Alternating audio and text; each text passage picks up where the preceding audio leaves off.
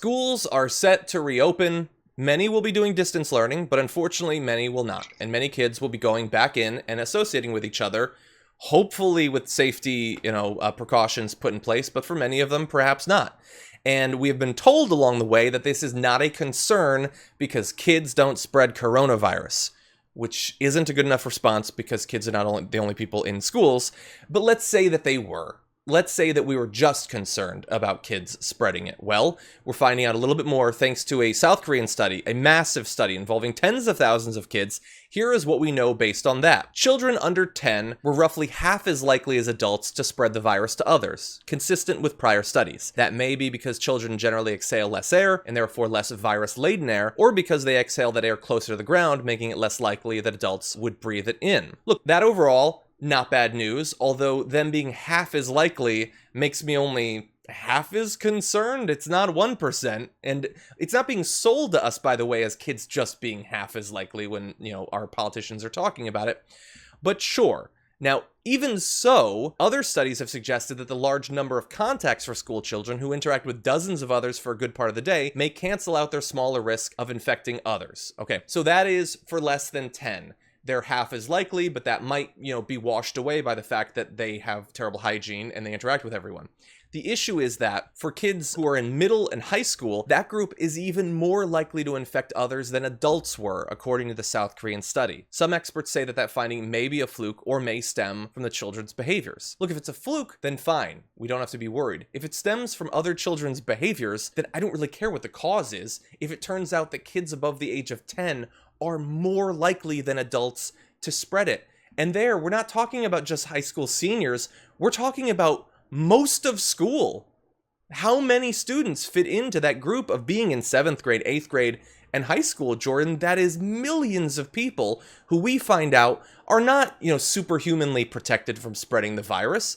They're actually more likely than you or I are to.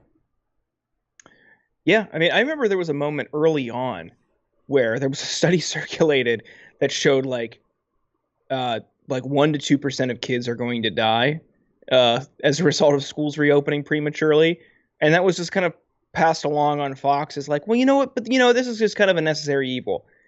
I'm sorry, 1 to 2% of kids in schools are going to die, and you're just like okay with it.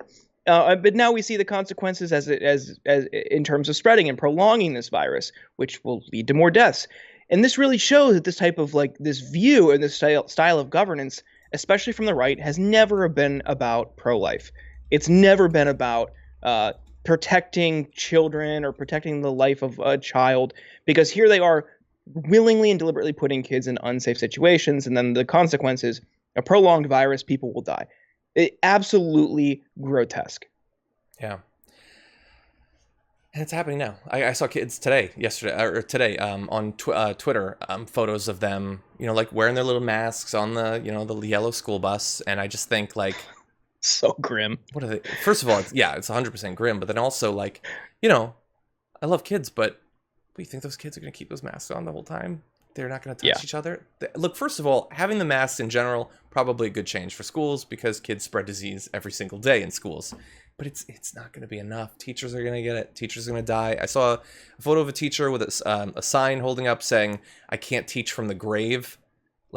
This grim situation. We have been, if the virus, if I could snap my fingers and the virus went away, this was an absolute debacle, a tragedy, a disaster, the likes of which we've never had in America during my life, if it ended today. But it isn't going to end today. Today, they're going to report that more than 1,000 more people died.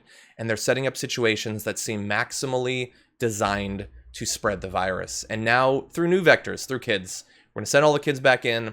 They're going to spread it to each other. They're going to come back. They're going to spread it to their families. And their family members who have to go to work are then going to spread it to other people. I can't think of a thing you could do other than maybe telling people not to wear masks, that would be more likely to cause more people to be infected and eventually hospitalized and die as a result of this. It's an absolute disaster.